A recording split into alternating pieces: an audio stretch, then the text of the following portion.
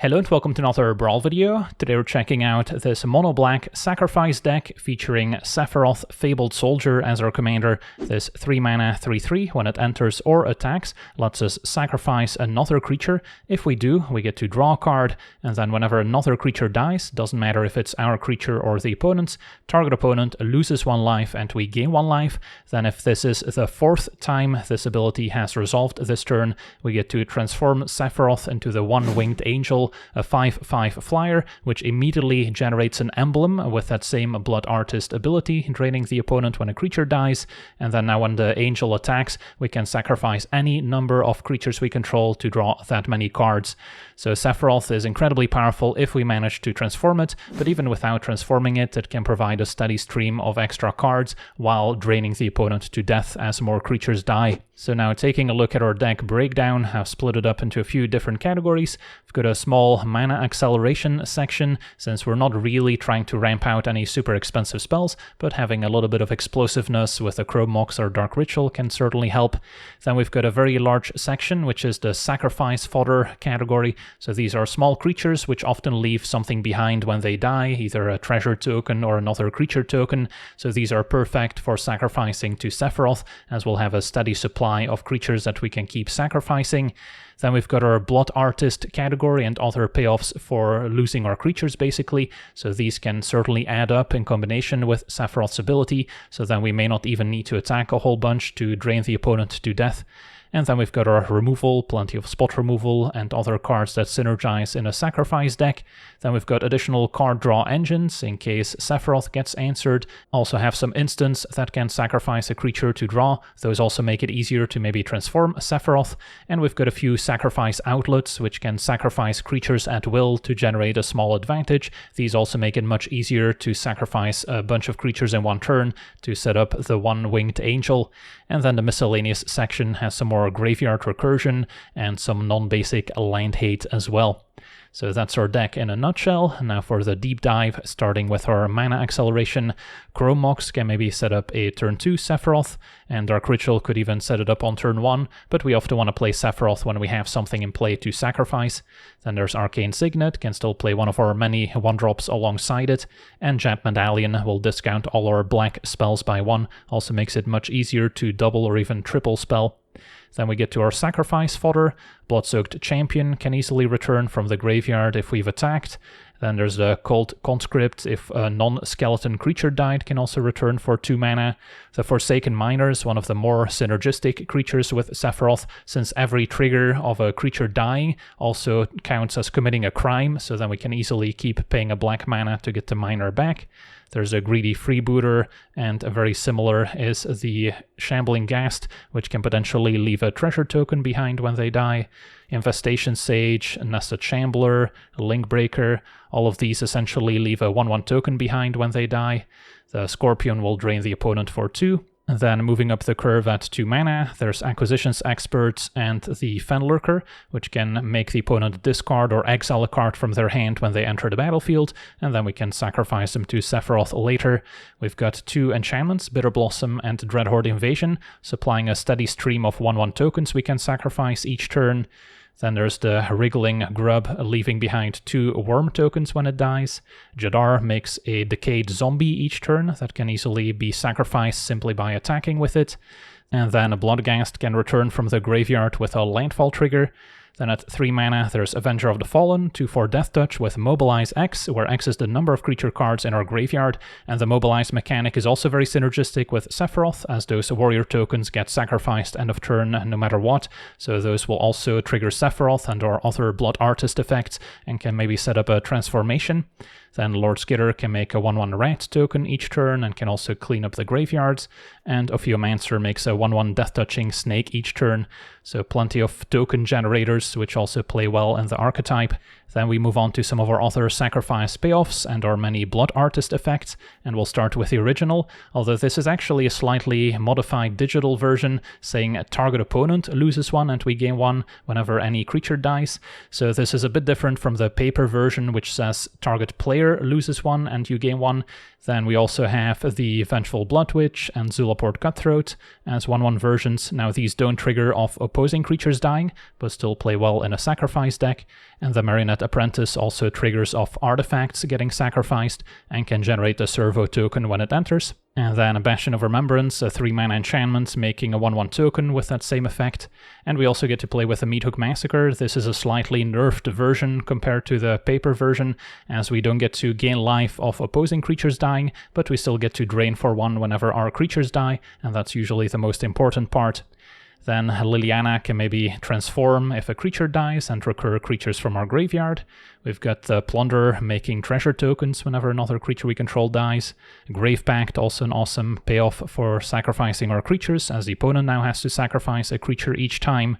Spider Queen can make some spiders, draw cards, and get more loyalty when any creature we control dies as well. And Liliana Dreadhorde General can draw cards whenever a creature we control dies, can make zombies and make each player sacrifice 2 creatures. And then the Funeral Room is very similar to a Bastion of Remembrance, doesn't come with a 1/1 token, but we can eventually unlock the Awakening Hall for 8 mana, returning all creatures from our graveyard to the battlefield. Then we've got our removal, including Annihilating Glare and Bone Shards at 1 mana, which can maybe sacrifice a creature as an additional cost to destroy an opposing creature, and the fact that we're destroying an opposing creature also contributes towards Sephiroth's trigger, so that's essentially 1 mana to get 2 Sephiroth triggers, so then it's not too difficult to transform it. Fatal Push also good with our treasures to enable Revolt. We've got the Accursed Marauder, making each player sacrifice a non-token creature. Bitter Triumph can also deal with opposing planeswalkers, similar to Sheoldred's Edict. Consuming Corruption is one of the payoffs for having lots of swamps in the mana base, can deal a lot of damage and gain a lot of life, which makes up for cards like Toxic Deluge, which can pay life to wipe the board. Fel the Profane, either a land or a 4-mana removal spell. Flare of Malice can easily be played for free, sacking a black creature we control that's not a token to make the opponent sacrifice their biggest threat. Then there's Grief, which we can easily evoke, and that can also maybe enable some of our sacrifice synergies. And then a Ravenous Chupacabra, just a 4-mana creature that destroys when it enters. And then we can sacrifice at instant speed with Corrupted Conviction or Village Rites at 1 mana to draw 2, and at 2 mana there's Deadly Dispute, which leaves a treasure token behind. Black Market Connections also provides a steady supply of tokens we can sacrifice, but can also create treasures and draw cards at the same time. Necro can also exchange life total for extra cards, similar to the One Ring, which also protects us when it comes down. Costs 1 mana to activate, so slightly nerfed compared to the paper version, but still incredibly powerful. And Bolas' Citadel is also incredibly fun if we get it going, exchanging a life total for spells off the top of the deck, and can maybe even activate it in this deck, sacrificing 10 non-land permanents, making the opponent lose 10 life, so with enough Blood Artist effects that can also end the game. And then we've got our additional sacrifice outlets. The Soul Trader can pay a life, sacrifice a creature to make a treasure.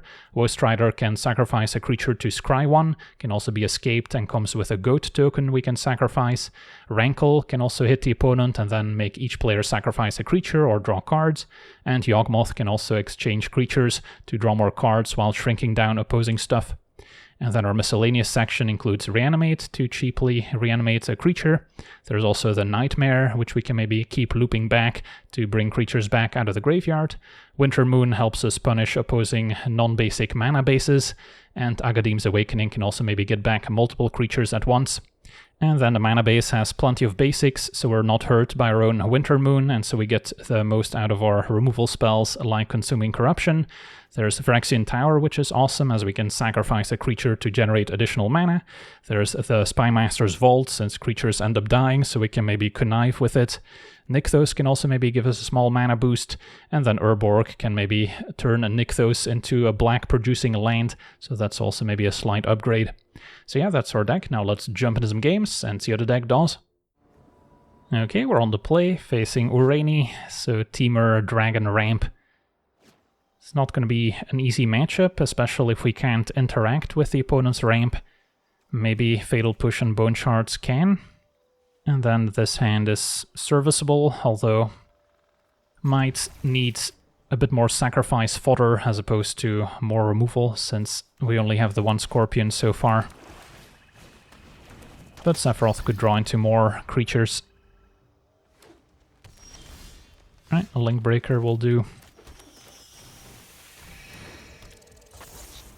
Can also play Massacre for x equals 0 just to have the Blood Artist effect in play.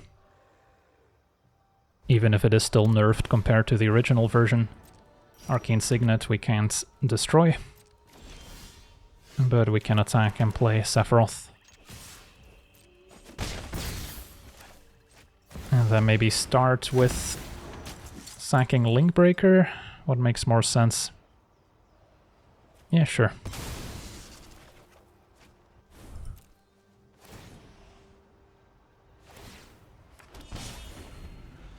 So if our opponent presents 2 creatures, I can maybe transform Sephiroth next turn. Don't really see that happening. Opponent keeps ramping with a Dragon's Horde.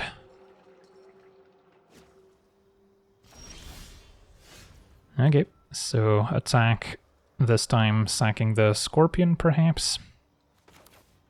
See what we draw. And then could either keep up Fel the Profane, or depending on what we draw, we can decide accordingly. Could always play Massacre for x equals 0 first, which I don't hate.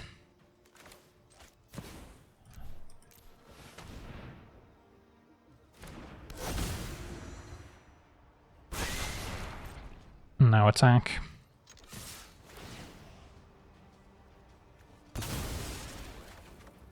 Draw Shambling Ghast. And then I guess we can play Shambling Ghast as opposed to Conniving. Yeah, maybe Conniving is still fine too.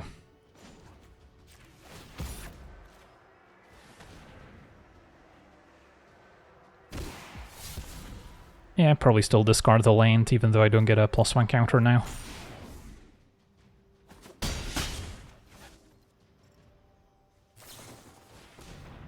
Opponent had a Planar Genesis end of turn, so next turn they could cast Ureni. And yeah, depending on which dragon they hit, we could be in trouble. We do have Fel the Profane and Bone Shards. Opponent's actually going for a Temur Ascendancy first.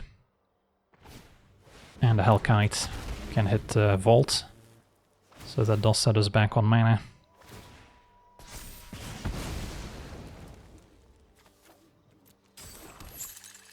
So now we can maybe set up Revolt on Fatal Push by sacking a Shambling Ghast.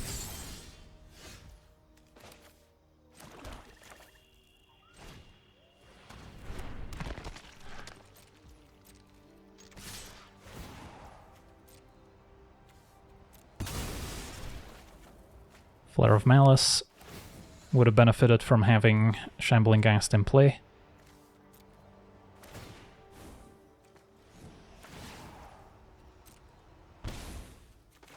Still gonna push the Hellkites. So 2 creatures died so far, so yeah, we're not transforming Sephiroth yet.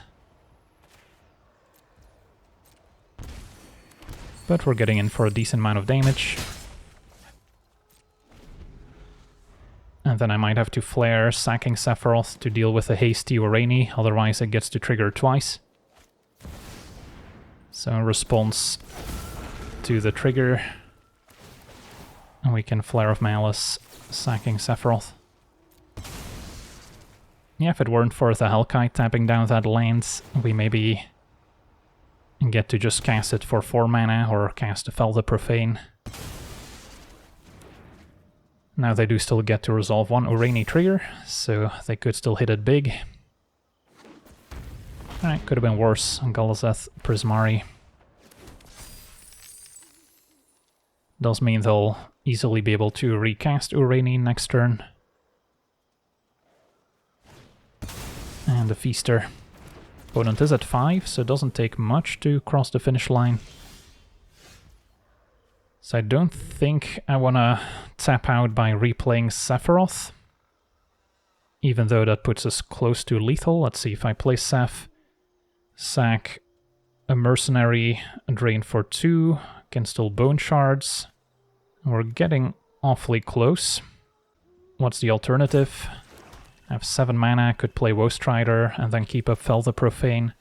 Yeah, that feels a little safer to me. And then next turn I can replay Sephiroth, and we should be able to get there.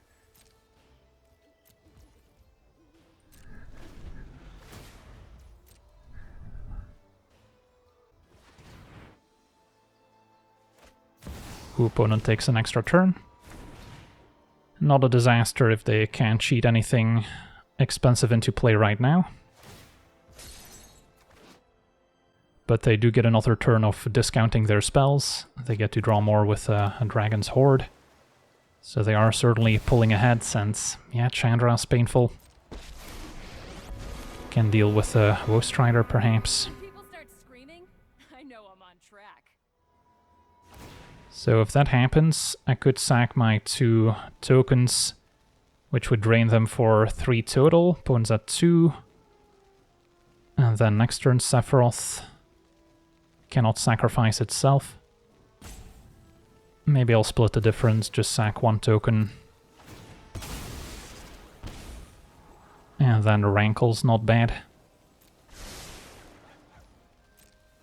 Ghost Rider down, opponent falls to 3. Gets to take their extra turn, where they'll have access to 1,000,000 mana. But yeah, hopefully Fel the Profane still keeps us alive.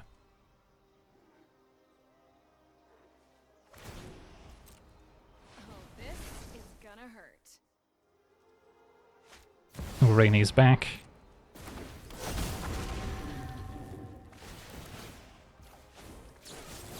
And does this work? Or did they draw into a counterspell?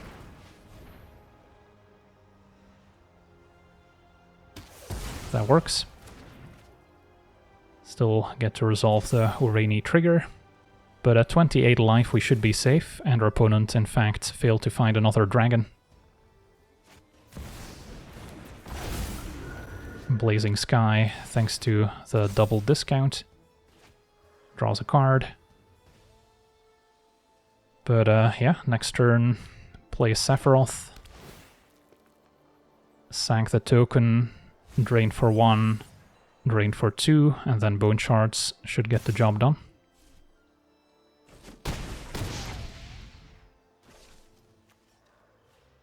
I guess they could still have like a Wash Away in hand.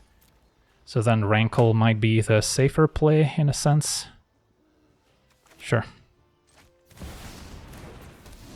And that resolves. Go face. And that could also sack the token, but it's not going to be needed. On to the next one. Okay, we're on the draw, facing Bartz and Boko, so green birds. And yeah, we've got a solid hand. Hopefully we get to see Bolas the Citadel in action, since it's one of my favorite cards. Opponent amazingly starts off with a Birds of Paradise, so that's likely their best start. Turn 2 we can Marauder, sack the Freebooter, make a treasure, so we can't complain either. And then when this enters, each other bird deals damage equal to its power.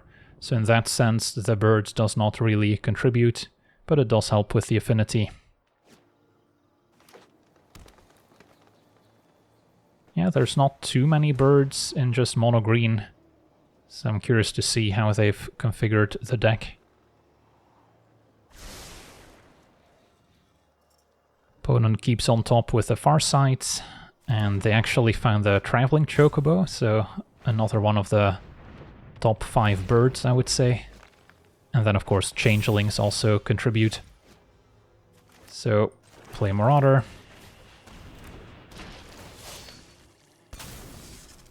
And that should delay Bartz and Boko for another turn at least. Dark Ritual cannot be bad.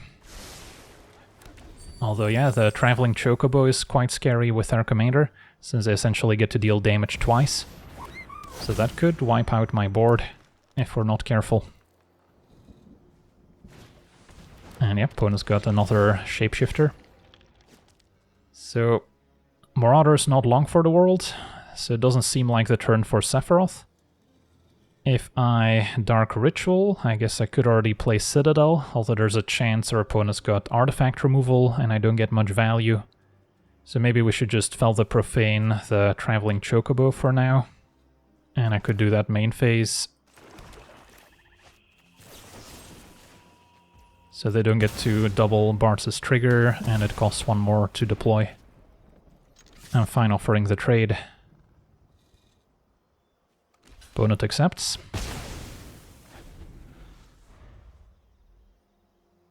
So we still have this Bolas Citadel available, but ideally we play it when we haven't played land for turn yet. Alright, fair enough. Roaming Throne, another way to double Bartz's trigger. And yeah, there's the Haywire Might. So that can blow up our Bolas Citadel, not what we wanted to see.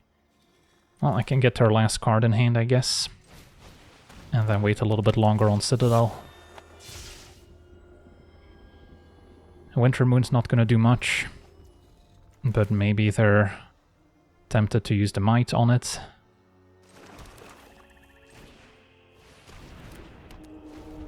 There are effects like Annihilating Glare, can maybe sack an artifact as an additional cost instead of sacrificing a creature, so there's still a use case. But yeah, right now the Might is a serious issue. They can activate this at instant speed. So we now only want to play Citadel when they're tapped out, which is going to be tricky to set up. May have to just accept that Sephiroth is going to die to the opponent's commander at least once. Alright, opponent hardcasts the 5-mana Overlord. So this is our window for Bolas Citadel. But yeah, we're falling behind on board, so if the Citadel doesn't deliver, we could be in serious trouble. Could still decide to just sack the Expert to Sephiroth, but then we lose Sephiroth to Bartz and Boko, and then we don't really make a ton of progress. So I think my best chance is just a good Citadel turn.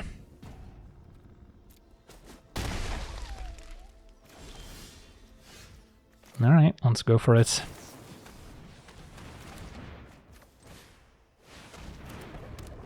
A One Ring is a good starting point. Play Plunder. And there's the Annihilating Glare, I mentioned it earlier. So sacrifice Winter Moon, probably have to blow up the Overlord over Haywire Might. Although, maybe I should just keep relying on Citadel. Although now we have One Ring as another card draw engine, so let's just deal with the biggest, scariest creature. Keep it going, Corruption's awesome. So now we can deal with the Might and gain a bit of life in the process. Haven't played lands for turn yet, so can do so now. And then One Ring can draw as well. But yeah, let's keep it going. Sack Scorpion. Oh yes, this is why we play Bolas Citadel. I'll land on top, and then I can still play Sephiroth, or I can draw with a One Ring. But if I play Sephiroth, I'll get a treasure from Plunder, so then I can still draw with a ring.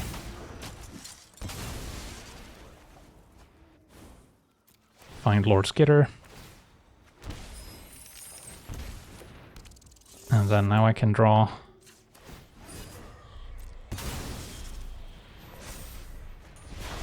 Play Blood Witch.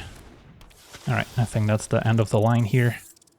And exile your Traveling Chocobo, maybe.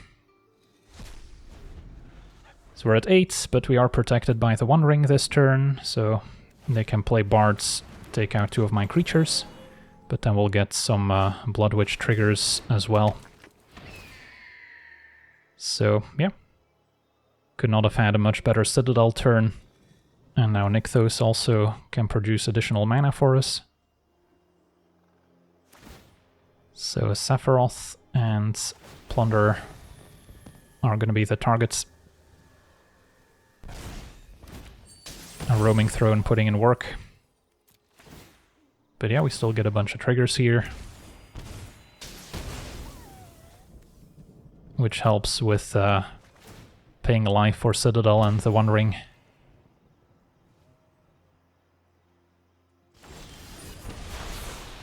Alright, what's next? Wowstrider, 3 life. Or we could draw with the One Ring. I think Wowstrider's fine, plays well with the Blood Witch. Necro, I don't really want to pay 3 life, so I can draw with the One Ring.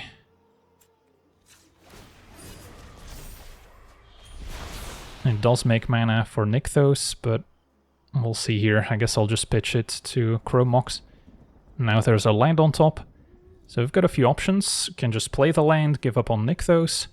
Could play Sephiroth to draw into it, or we can scry with Wowstrider to get rid of it, in which case I might want to play Sephiroth first anyway, and then Scry with Sephiroth trigger on the stack. So a lot of possibilities, and our opponent's not gonna sit through them all. Understandable. On to the next one. Okay, we're on the draw, facing Adeline, mono-white aggro. So it's not gonna be an easy fight. Corruption helps, invasion's probably a little slow, but it does give us repeated sacrifice fodder. And Yawgmoth with protection from humans is ideal, although I'm sure they'll have some white removal for it. Turn to Hallowblade. Also a good one to shrink down with Yawgmoth eventually. For now I'll play the invasion, since Corruption won't be able to deal with Adeline nor the Hallowblade. I guess I could force them to tap down the Hallowblade so they don't get the extra token. But we'll try this for now.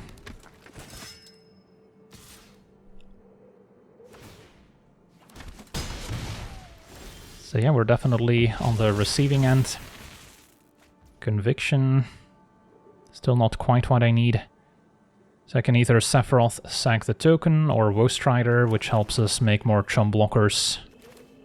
And then next turn I can maybe use Yawgmoth on Hallowblade first, and then Corruption on Adeline. We'll see. The 3-2 can also block a 1-1 profitably. Alright, opponent's got removal, it seems.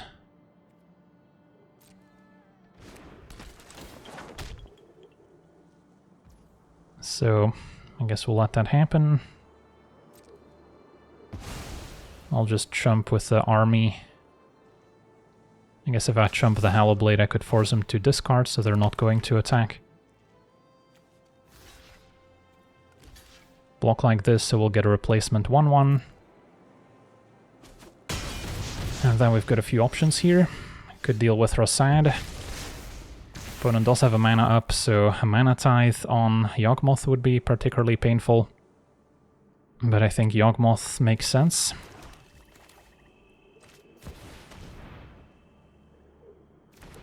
And that works. So at the very least we can get Woestrider back. But they had a humiliation. Alright.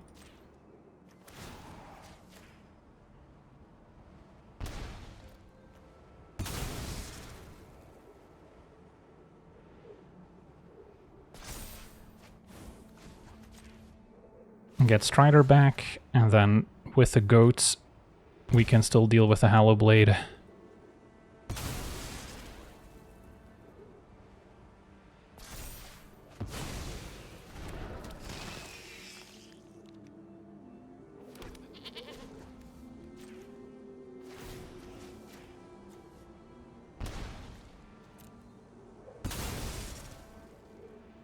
And then I guess the Humiliation no longer deals enough damage to finish off Yawgmoth, so we still get to keep a creature with no abilities. But it's better than nothing. So a 2-4. Alright, so that could have gone worse. So next turn we're looking at Corruption to take care of Adeline. Can maybe play Sephiroth alongside it, sacking the invasion token. Declaration exiles Strider.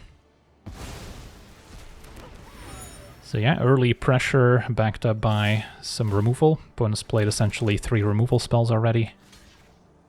Is often a recipe for success.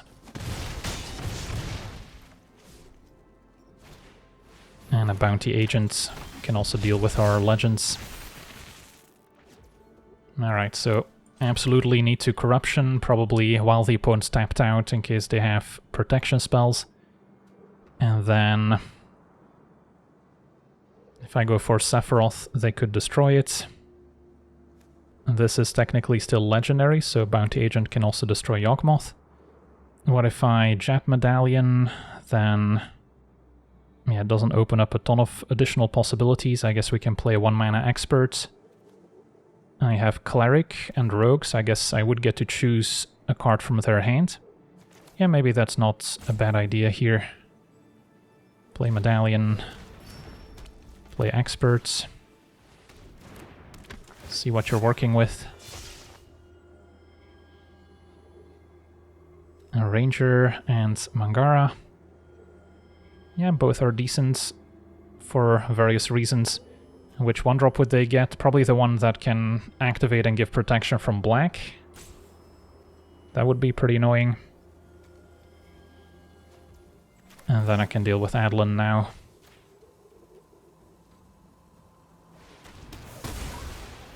Out of an abundance of caution.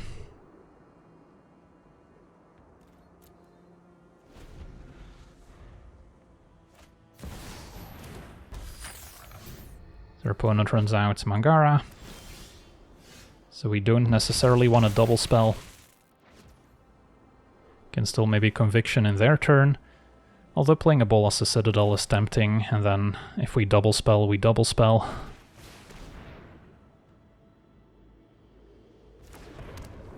Bloodghast, maybe not worth 2 life, but I do want to hit my line drop. Maybe I should just let it be. Although then the bounty agent gets to destroy the Citadel. I guess we would still be okay with that. Now I'll just go for it. Play Bloodghast. And now Fell the Profane. 4 life to deal with Mangara. Is maybe a lot, but could also decide to play it as a land. I believe. Yeah, we have the option. I think I still deal with Mangara. Now Liliana I cannot afford. So I guess that's the end of the line for us. But next turn we can gain some life back with Sephiroth. Enduring Innocence can help them draw. Let's see if the bounty agent deals with the Citadel. They've got a Tribunal. Not sure what they're exiling here. The Invasion, that's fine. I'll land on top, so now I can play Liliana if I'd like. Is that the best play we have available? Opponent can just sack 2 tokens to it. I think we prefer setting up the Bastion. And then Shambling Gas could finish off the Enduring Innocence, since we don't have ways to really exile it anyway. Although I could also sack a Bloodghast, so options aplenty.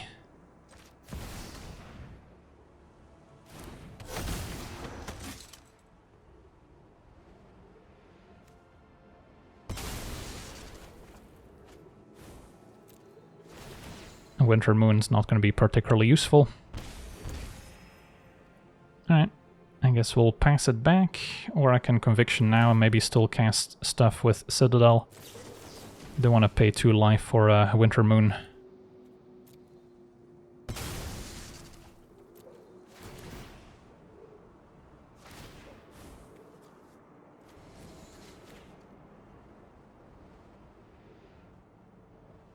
So a bunch of stuff is dying, so we can maybe transform Sephiroth as well. That opponent's gonna sack the bounty agent, although, yeah, I guess they didn't let the trigger resolve yet. Otherwise we might have been able to transform. So back to the command zone, that's fine. Still get to drain a bunch and draw. I'll land on top. Okay, pass it back, not in a hurry. And then Liliana can draw us a ton of cards as well. Possible we can win the game with a Citadel activation if we have 10 non-land permanents to sack. And with Bastion and maybe Sephiroth in play. Opponent just wants to draw, but they are gonna lose some creatures and some life. And yeah, her opponent has seen enough. So yeah, opponent was off to a very nice start, but that turn where we were able to Yawgmoth, get back the Woe Strider was kind of the turning point, and then we were able to carry that advantage to victory onto the next one. Okay, we're on the play, facing Glarb, Sultai. Hand seems functional.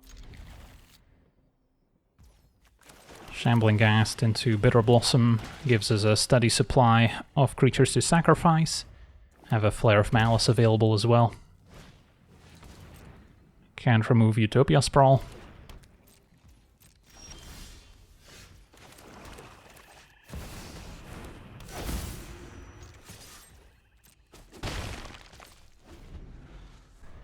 So next turn Sephiroth can immediately sacrifice Shambling Ghast, make a treasure. I'll wait on the Flare of Malice. I guess Flare is a reason to keep the Shambling Ghast available. So let's see, if I play Sephiroth, sack 1, sack 2, sack 3, still a little bit short. So then I probably just play Sephiroth for now. And wait till next turn to try and set that up.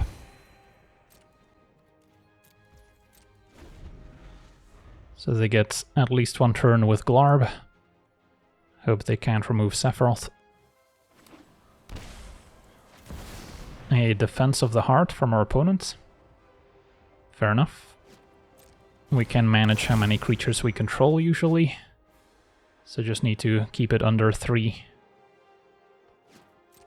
So that's not a problem. Take my turn. So now if I play Bastion plus Conviction, I'll sacrifice 1, 2 to the attack, and then 3, 4 with the Flare. So that's enough to transform.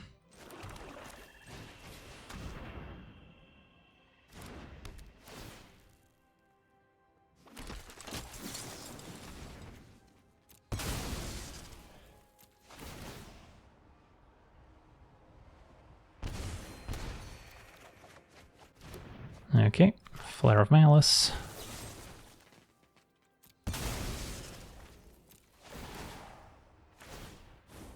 Make a treasure.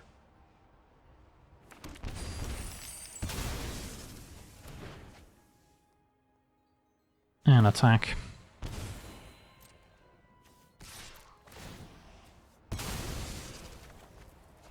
So that should be 4. Sephiroth transforms, our opponent's at 7.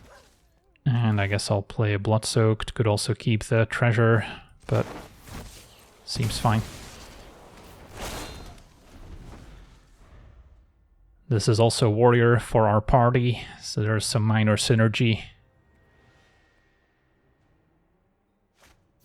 Opponent did have the Damnation to wipe the board, but yeah, that's gonna hurt with Bastion and Sephiroth.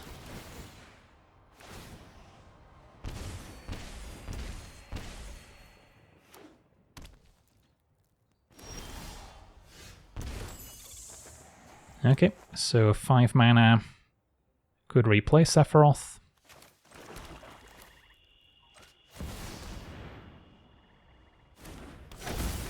Yeah, Bitter Blossom's pretty great here when we don't care about the drawbacks.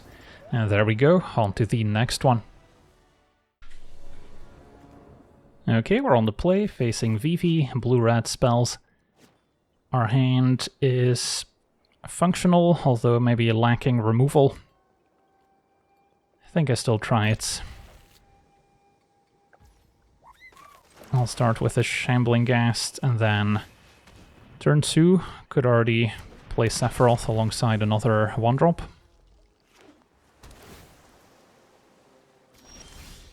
Alright, Bone Shards is excellent. Yeah, let's attack for 1. A Ritual out Sephiroth, and then we'll see what's up. Opponent might actually have a free counterspell in hand. A likely Pact of Negation. And Ghast makes a treasure. And then for now just play Conscript, I think. Save the treasure to cast a 3-drop.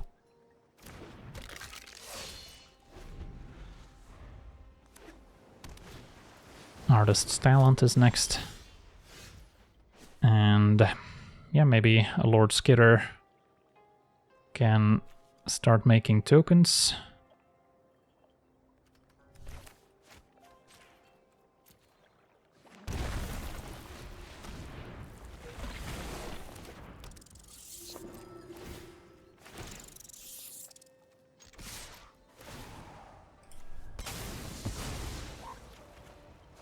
Fatal Push also an answer to Vivi, and the treasure token's perfect for enabling Revolt. So I like where this is heading. A sweeper here could be painful.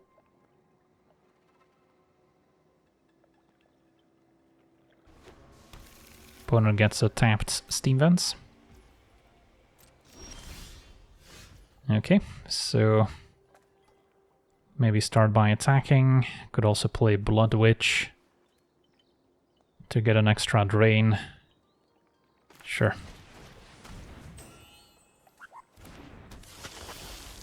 And then maybe I want to sack the Scorpion.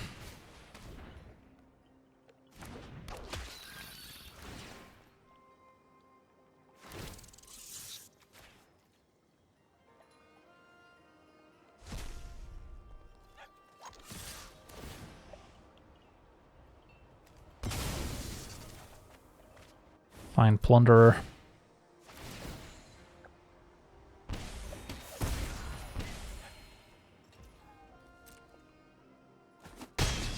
Opponent's down to 4 already.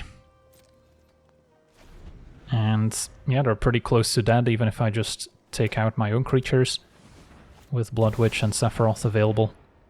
So there's Vivi. 1 mana left. I'll respond with Fatal Push. Opponent might have that Pact of Negation. Yep, but they still seem pretty dead. Since we can just take out Vivi with the Bone Shards, and then they wouldn't be able to pay for the Pact. But they're also just kind of dying to damage. So unless they can combo off here with however much mana they have left. Activate Vivi, get 6 mana. Maybe if they have an extra turn card. Nope. Because yeah, I guess they could have used Vivi if they had an extra turn card to pay for the Pact.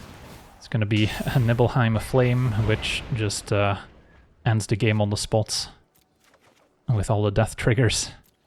So that's one way to do it.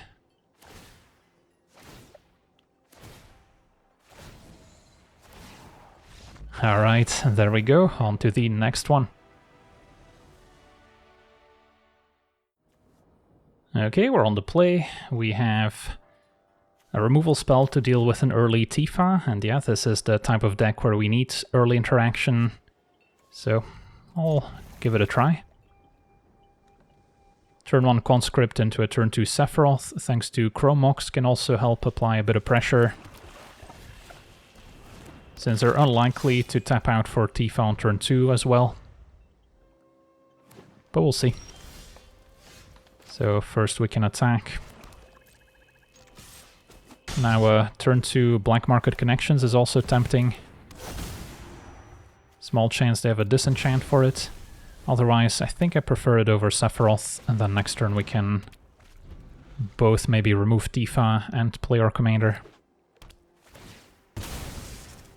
And then connections can help us find more answers, because we're gonna need them. Opponent has a Lotus Cobra, also a worthy target for annihilating Glare. Well, we could not have wished for a much better start. So first play Sephiroth.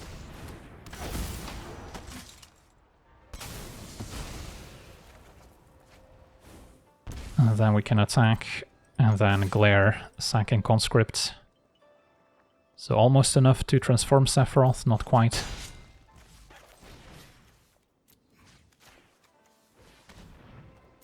And then Children's Edict can deal with Tifa, even if they have a way to give it hexproof. So we needed to clear the Cobra for Edict to be at its most effective. Torgal is next.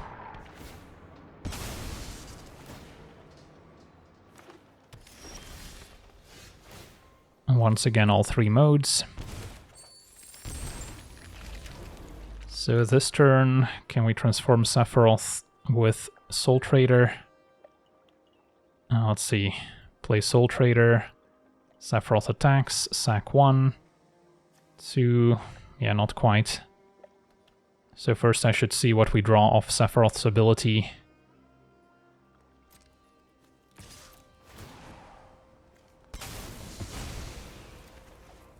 Just a land.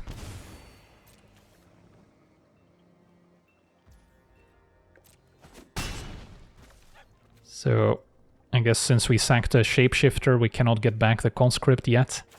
Since, of course, it had the changeling ability, so also skeleton. So then next, I guess we play Avenger first. May as well Edict now.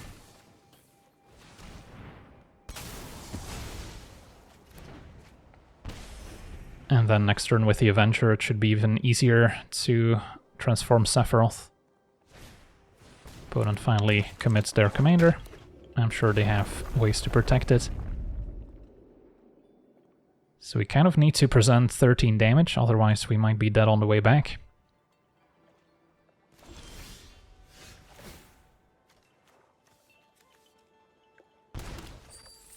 A Blood Artist certainly helps. So if I play a Blood Artist, I can also maybe make a bit of extra mana with Nykthos. If I Jadar first, can still play Soul Trader.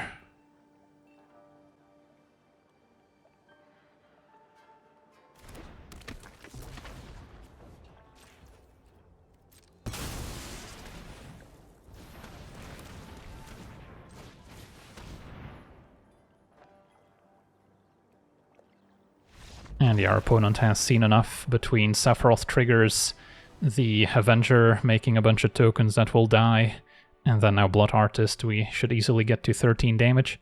On to the next one. Okay, we're on the draw, facing Omnath, so a Teamer Landfall deck.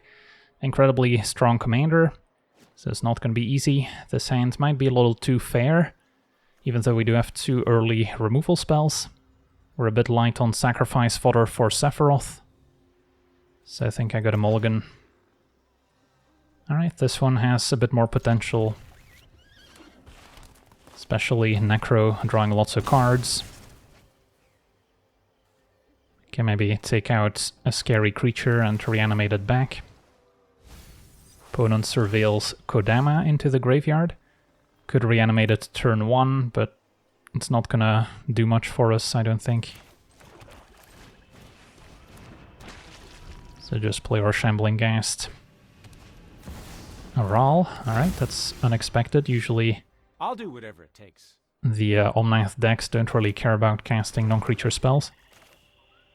Could attack and then Corruption, but well, let's just get a Medallion in play. So Rahl can maybe discount their Rain spells. Cyclonic Rift, bounce Medallion. Pretty good too. So I might not be able to play Sephiroth. Now with Chromox I can. I think I'm still just replaying the Medallion for now. Only problem is Omnath can finish off the Shambling Ghast, so I'm not going to get any value from it. So maybe there is merit to trying Sephiroth anyway. And then if they counter it, I can let it go to the graveyard and reanimate it back. Ditching maybe the Soul Trader, since we're light on sacrifice fodder. That is until we play Spider Queen. Right, that did resolve instantly, but they might have removal. Consign to memory, countering the trigger. Alright. A lot of cards you don't typically see in Brawl. Of course, a great sideboard card in other formats. So now Omnath could finish off Shambling Ghast. Instead, our opponent gets back Cyclonic Rift.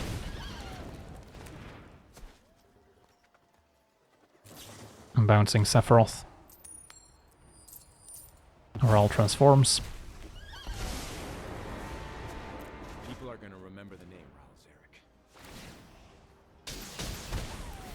I'm not messing around here. And Shambling Ghast down, make a treasure.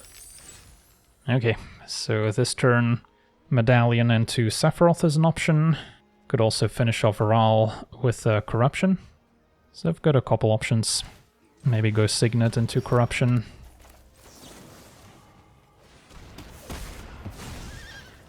Got to factor in resistance. And then next turn I can try Spider Queen first. Although Spider Queen is kind of weak in the face of Omnath, to be fair.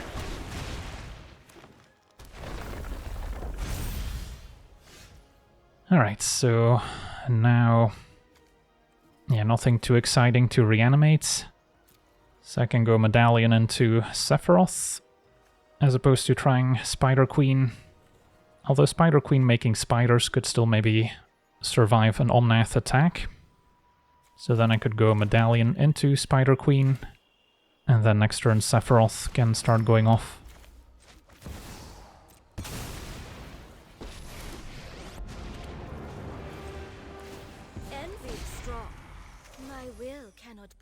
Try and keep our life total high so we can leverage Necro.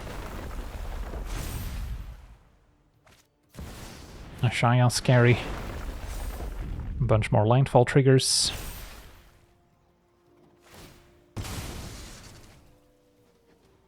So our opponent now controls almost enough lands to get the second effect from Omnath. Yeah, I guess they do. But they're just going for Planar Genesis, so not attacking Spider Queen. So we need to find some removal ASAP. Genesis fails to find a land. Okay, so maybe start with Freebooter, sack it to Sephiroth. Or I should draw with Spider Queen, since that's probably happening no matter what.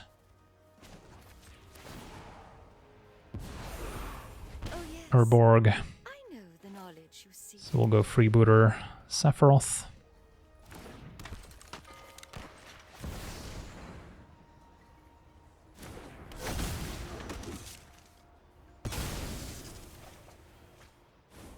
Experts can take a card.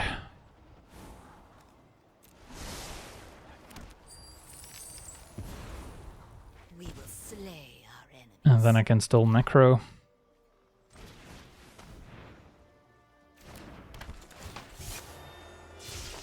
It is somewhat tempting to attack with the spiders since we have gotten our opponent quite low. So maybe we can burn them out with Sephiroth. Uro is not really what we wanted to see here.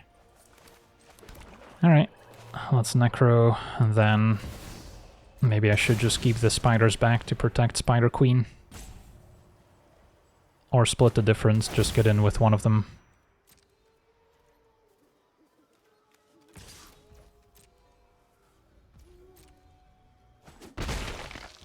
And I'll maybe draw, I'll say 8 cards. Need to make this count, try and find some impactful spells for next turn.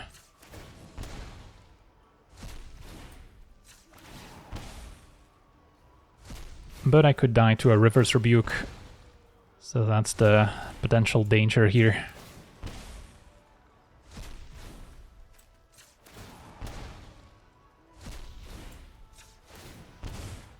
Okay, and my turn.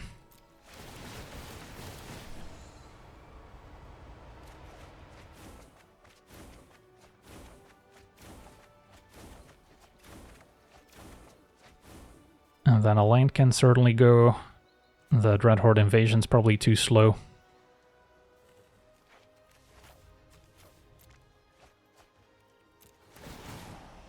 But we could set up some cool synergies. I guess now with Necro, whenever we discard a card it gets exiled, but not if we sacrifice a creature. So I could still set up the Nightmare to recur Scorpion. So that could deal a bunch of damage. So yeah, we'll see. And their turn could consist of escaping Uro. It's gonna be Unholy Heat for Spider Queen. So that's gone. At least there is blood on your hands. And Endurance can get rid of our graveyard. Alright, glad I didn't wait to disrupt our Nightmare combo. Opponent did not put anything back. Flare. Get more lands, draw more with Omnath. And then they can maybe still escape Uro. Especially if they tap their creatures. So that all happens. Now Nightmare with a discount from Medallion is quite strong. So I still have hope that we can string something together next turn.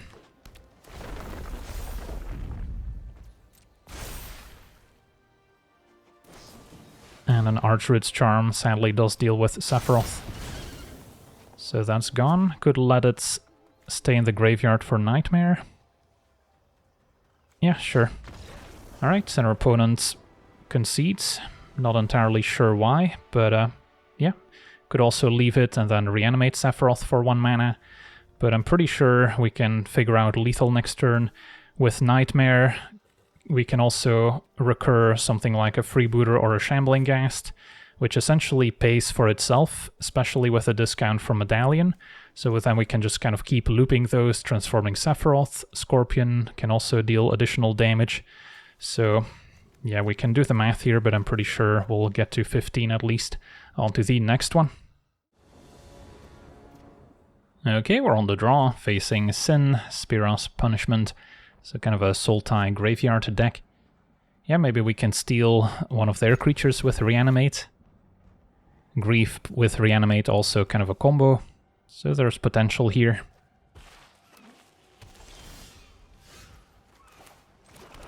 Yeah, I think we go for Grief right now. Maybe pitching Meat Hook since I don't want to exile any of my 1-drops. And then either reanimate Grief or discard something expensive like a Primeval Titan that I can steal. Even their opponent can ritual out a One Ring. Turn 1 Primeval Titan is going to be a little bit better, and our opponent agrees. On to the next one. Okay, we're on the draw, facing Vivien, so a green creature deck. Winter Moon probably won't be at its best, so we can probably do better. Alright, this I'll keep. They do have a turn 1 Mystic, so turn 2 Marauder may be a little slow. Eventually Yawgmoth can shoot down a bunch of 1/1s. Opponent with a Boombox. Okay. Can attack and then Marauder.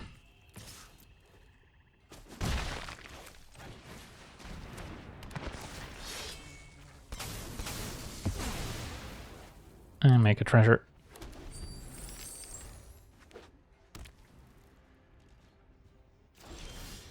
So now we'll attack for 2, play Sephiroth. Bastion, also an option to play first, but the sooner we play Sephiroth, I think the better.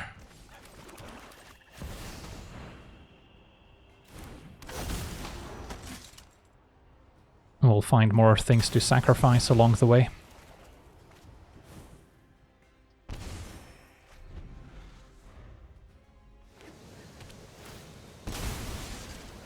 So they can't quite play Vivien yet. But a Questing Beast is pretty good. Was just about to mention it as a possibility. Because the fact that it has haste also plays well with Vivien in general. Now Rankle, a reasonable answer, although I would have to sacrifice one of my 2 creatures to the ability to get rid of Questing Beast. So could also see the benefit of Black Market Connections first, and then we'll have more things to play with. Although it's not guaranteed to stick around against a green deck. There's Vivien. Pluses. Let's see if they go for a Reach. Yeah, so it can now block Rankle, so that actually lines up pretty well. Reanimate's interesting. I'm gonna choose all 3 modes for starters. Alright, so what are the options? We can reanimate back Accursed Marauder, which deals with a beast, which clears a path for Rankle. Although it's not quite going to finish off Vivien. Do we have a better line available? Yeah, that still seems decent. Yawgmoth could also shrink down some of their creatures, but Reanimate looks good.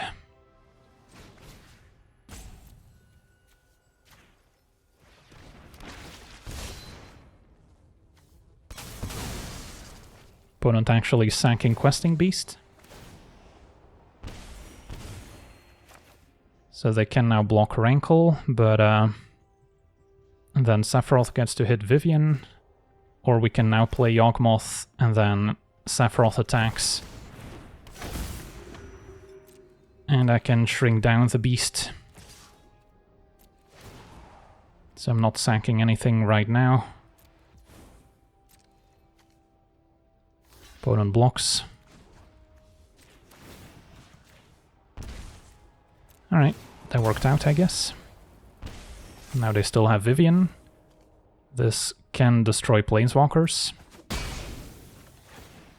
So if I'm willing to throw away a creature, I can take care of Vivien. Yeah, we're probably far enough ahead. Just sack Yawgmoth, keep the transformed Sephiroth. Or I can just sack an artifact, I guess that works too. Alright, so we get to have our cake and eat it too. I'm done. Yeah, it's interesting that they kept a reach creature. Maybe thinking about transformed Sephiroth.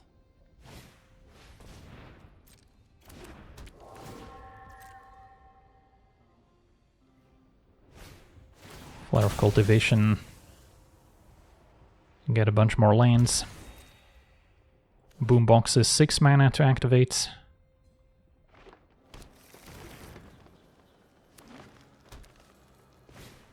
And a Witness can get something back. But yeah, opponent scoops it up. They're pretty dead on board here between Sephiroth and the connections making more stuff. Alright, so we got to see this mono-black sacrifice deck in action. And yeah, Sephiroth does not mess around. Definitely in my top 5 of most powerful commanders out of Final Fantasy. So if you want to try out a sacrifice commander and maybe don't want to go black-white, then Sephiroth is definitely one of the primary candidates. So yeah, that's going to do it for today's gameplay. I want to thank you for watching, hope you enjoyed, and as always, have a nice day.